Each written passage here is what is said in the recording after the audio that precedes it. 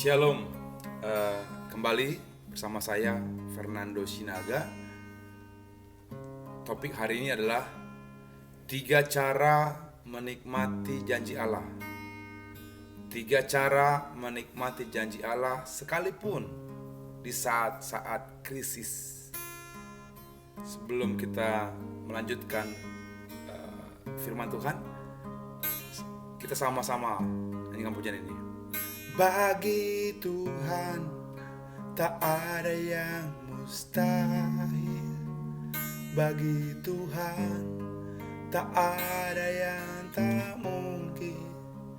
Mujizatnya disediakan bagiku. Ku diangkat dan dipulihkannya. Sekali lagi. Bagi Tuhan tak ada yang mustahil. Bagi Tuhan tak ada yang tak mungkin. Mukjizatnya disediakan bagiku. Ku diangkat dan dipulihkannya. Ku diangkat dan dipulihkannya. Ku diangkat dan dipulihkannya. Mari kita berdoa. Di dalam nama Tuhan Yesus Kristus, hamba berdoa untuk seluruh pendengar-pendengar yang setia. Kami percaya dengan kebenaran firman Tuhan yang mengatakan dengan jelas, iman timbul dari pendengaran dan pendengaran Kristus. Hari ini ajar kami untuk selalu mendengarkan kebenaran firman Tuhan. Sekalipun masih keadaan krisis, kami berdoa. Ajar kami untuk meningkatkan level iman kami, bahwa Yesus masih mengontrol dunia ini. Yesus masih ada dalam hidup ini. Dan kami meminta kepada Engkau, kami minta anugerah kasih karunia Tuhan. Mari berikan kepada kami pikiran-pikiran Kristus, pikiran yang di atas. Kami mendengarkan firman Tuhan demi nama Tuhan Yesus. Amin. Haleluya. Bapak Ibu yang dikasihi oleh Tuhan Yesus Kristus, topiknya adalah 3 cara menikmati janji Allah. Dimanapun Anda berada, saya punya kerinduan, saya punya doa, saudara dan saya mendapatkan janji Allah. Apapun situasi, kondisi yang Anda alami, mungkin pribadi Anda, pekerjaan Anda, atau keluarga saudara, atau mungkin saudara sedang mengalami sakit penyakit, saya berdoa melalui kebenaran firman Tuhan ini, demi nama Tuhan Yesus, yang sakit disembuhkan, yang sakit dipulihkan, yang sakit mengalami pelepasan, dan tidak ada virus apapun dalam tubuh saudara. Nah, hari ini kita sama-sama belajar, dan saya berdoa saudara menerima ini dengan iman. Saya percaya juga setiap daripada kita selalu merindukan, have desire untuk menjalani kehidupan yang dipenuhi oleh janji, bahkan dipenuhi oleh rencana-rencana Tuhan.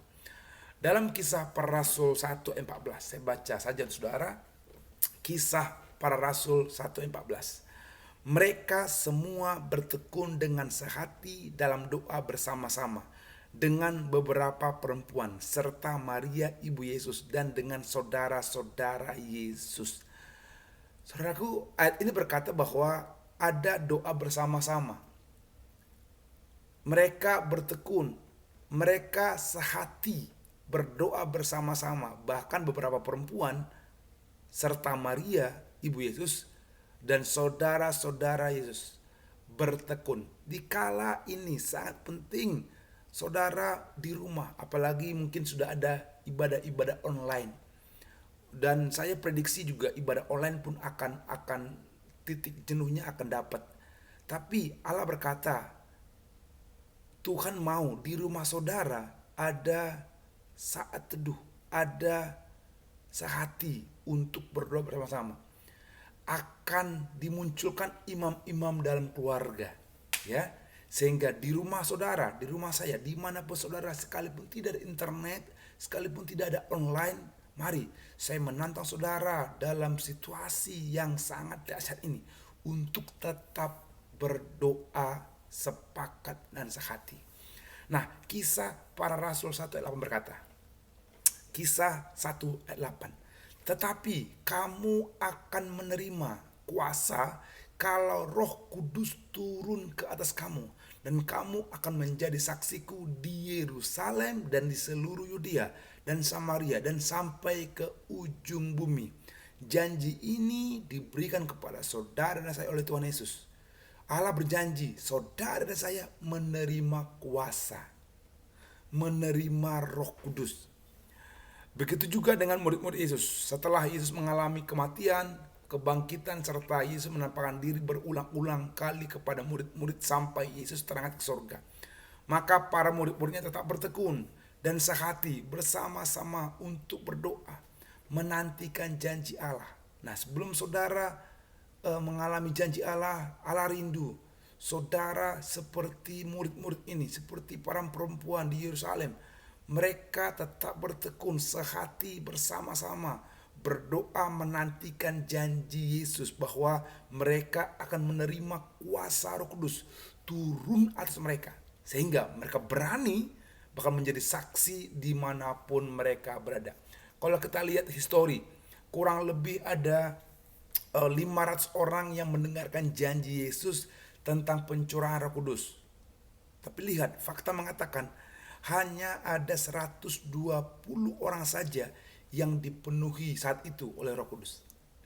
Yang bisa menerima dan menangkap janji Tuhan hanya sepertiga, ya kurang lebih sepertiga orang menerima janji untuk dipenuhi kuasa Roh Kudus. Sepertiga orang yang belum menerima janji Tuhan. Dan lihat, ada sepertiga lagi yang menerima janji Tuhan tetapi tidak percaya. Bapak Ibu yang saya kasih dalam Kristus, tahun ini 2020 adalah tahun yang dahsyat.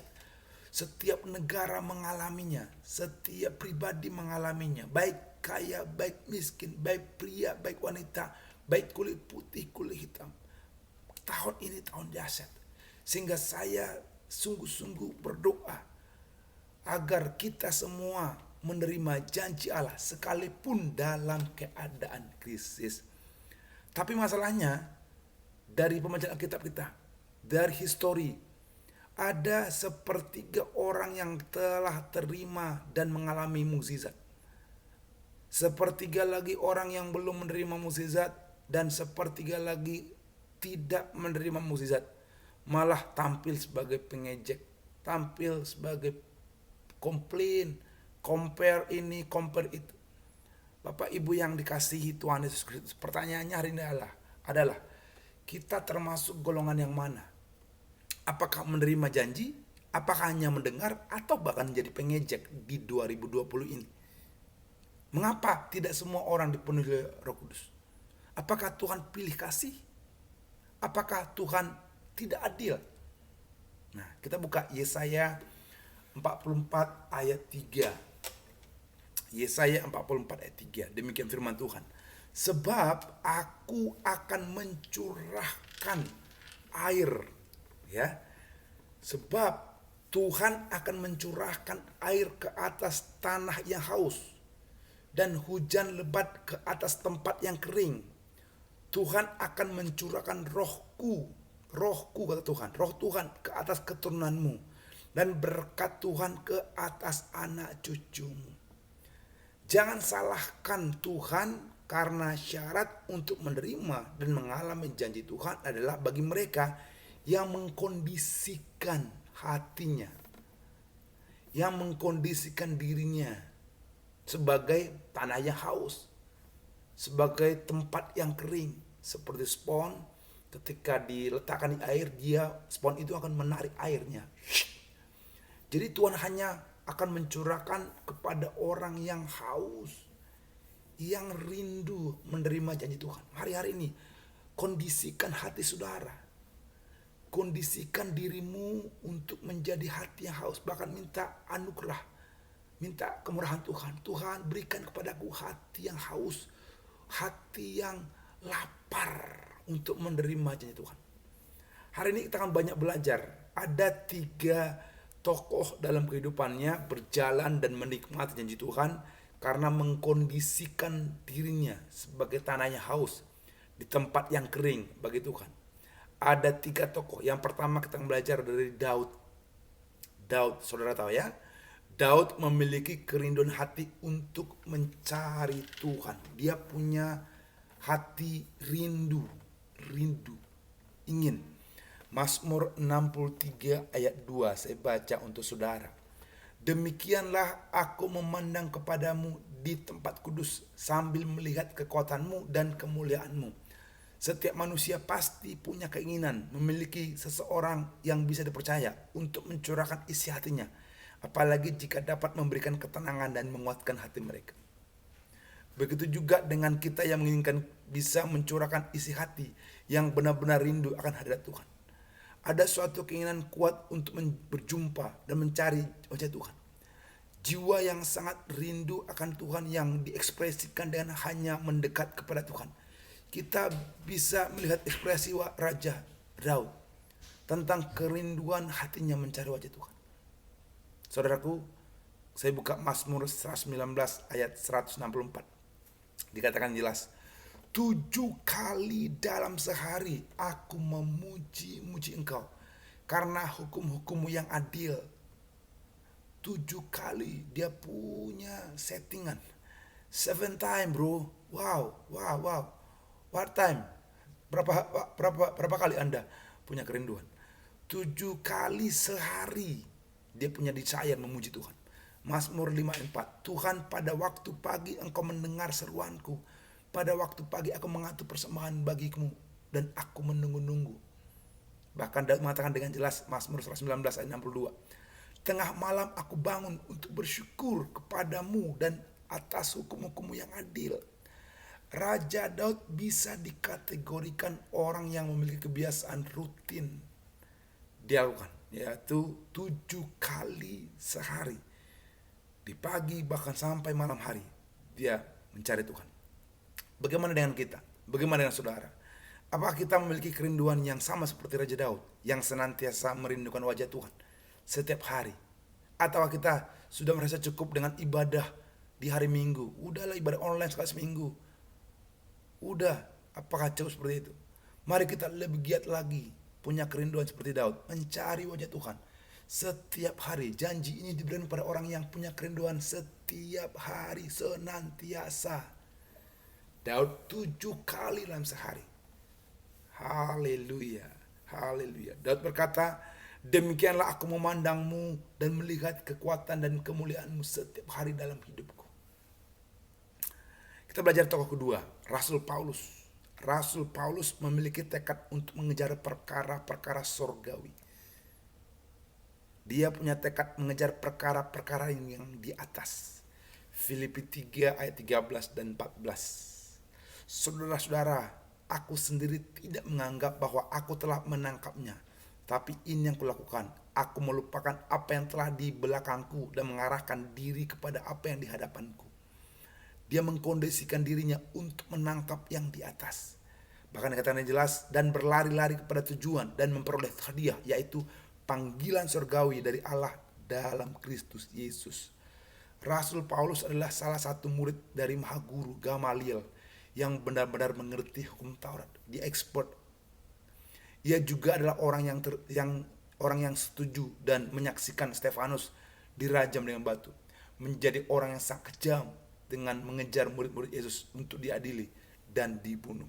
Sekali waktu kita tahu bahwa Paulus mengalami kebutaan dan mendengar suara Tuhan sendiri yang menjadikan dia sebagai pribadi yang sangat membenci Yesus dan pengikutnya. Tapi kita tahu bahwa setelah ia mengalami perjumpaan dengan Tuhan secara pribadi, Paulus membuat keputusan mengubah, bahkan berbalik dari seorang pembenci Tuhan menjadi orang yang sangat radikal mencari Tuhan, sangat radikal mencari Kristus, sehingga ia berani berkata bahwa ia melupakan apa yang dahulunya menjadi kebanggaannya, dan sekarang ia hanya mengarahkan dan hanya punya satu tujuan, yaitu memperoleh hadiah dari panggilan surgawi. Kebanyakan orang hanya mengejar sesuatu yang nampak berharga, nampak promosi, bahkan begitu banyak media sosial tujuannya untuk tenar dirinya, bukan menenarkan Yesus, tapi mentenarkan dirinya. Tapi hari ini saya berdoa semua saudara dan saya, kita tenarkan nama Tuhan Yesus Kristus. Amin. Semua itu tidak salah sebenarnya untuk untuk membanggakan karir, ijazah, pasangan yang baik, ataupun harta, rumah yang mewah, mobil yang baik, itu tidak salah sepenuhnya jika sikap hati kita benar-benar bijaksana untuk mengelolanya. Matius 6 ayat 33 berkata, "Tetapi carilah dahulu kerajaan Allah dan kebenarannya, maka semuanya itu akan ditambahkan kepadamu." Jadi yang Yesus rindukan adalah agar kita mendahulukan Tuhan di atas segala-galanya. First thing first, yang utama dari yang utama adalah Tuhan itu sendiri. Amin. Yang ketiga, yang terakhir adalah Nabi Elisa. Dia punya antusias. 2 Raja-Raja 2 ayat 15. Ketika rombongan nabi yang dari Yeriko itu melihat dia dari jauh, mereka berkata, "Roh Elia telah hinggap pada Elisa." Mereka datang menemui dia, lalu sujudlah mereka kepadanya sampai ke tanah. Nabi Elisa mengikuti Elia sejak muda. Waktu giliran Tuhan hendak membawa Nabi Elia terangkat ke surga, Nabi Elisa meminta untuk mendapatkan pengurapan 2 bagian roh Allah yang ada di Elia. Nabi Elisa ngotot, dia punya antusias mendapatkan 2 bagian roh yang ada dalam diri Elia. Dengan exciting, sampai ia tidak mau meninggalkan Elia sekalipun sudah disuruh pergi berulang kali sama Elia. Tapi Elisa punya antusias. Jika kita membaca kisah dari Elisa, maka kita akan mengetahui bahwa Elisa juga sanggup melakukan perkara-perkara yang ajaib, perkara-perkara yang spektakuler. Saudaraku, menurut kata Kamus Besar Bahasa Indonesia, kata antusias itu artinya adalah orang yang penuh semangat dan bergairah. Orang yang penuh semangat dan bergairah, exciting. Dibuktikan dalam hal-hal yang dalam kehidupan kita sehari-hari. Saya berdoa saudara punya exciting, saudara punya antusias setiap hari. Jangan suka melihat berita-berita negatif. Nanti antusias saudara akan pudar. Mari antusiaslah baca firman Tuhan. Bagaimana dengan saudara? Apakah kita menjadi pribadi antusias dengan Tuhan? Mari saya menantang seluruh umat Tuhan yang melihat video ini. Mulai hari ini mari kita bangkit kepada kasih yang mula-mula. Amin. Amin. Doa saya hari ini adalah setiap kita menerima janji Tuhan. Kesimpulan, ada 3 cara menerima janji Tuhan sekalipun dalam keadaan krisis. Yang pertama, pastikan saudara dan saya memiliki hati yang rindu pada Tuhan. Yang kedua, cari perkara-perkara yang di atas. Yang terakhir, tetap antusias, semangat setiap hari. Tuhan memberkati. Bagi Tuhan tak ada yang mustahil. Bagi Tuhan tak ada yang tak mungkin. Mukjizatnya disediakan bagiku. Ku diangkat dan dipulihkannya. Saya berdoa untuk saudara. Demi nama Tuhan Yesus Kristus, kami berdoa untuk seluruh pendengar yang setia. Kiranya Tuhan berikan janji Allah kepada kami. Sekalipun ada keadaan pandemi, krisis, apapun yang kami alami, saya berdoa. Karena Engkau yang berjanji, Engkau datang untuk memberikan hidup kelimpahan, hidup yang bergairah, hidup yang antusias. Hari ini berdoa, Tuhan jamah setiap kami. Sembuhkan yang sakit, pulihkan yang terluka, bebaskan yang terikat. Demi nama Tuhan. Haleluya.